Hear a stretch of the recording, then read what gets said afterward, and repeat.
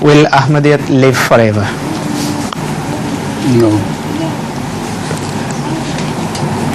Everything which begins to rise has always a decline. Look at the sun, it rises and declines.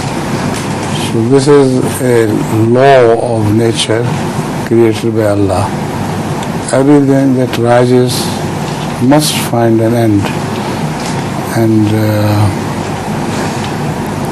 in case of Islam, you can notice this, that once it began to rise so gloriously that people thought this sun will never set. But at the time of Hazrat Masih Maud before it, what was the state of Muslims? So if Allah did not spare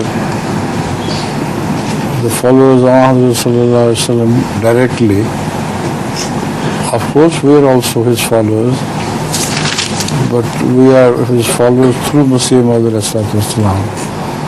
So if he does not spare them, who are directly the followers of Rasulullah, how would Allah be prejudiced against in favor of us? It's impossible. We must die ultimately as Ahmadiyyat.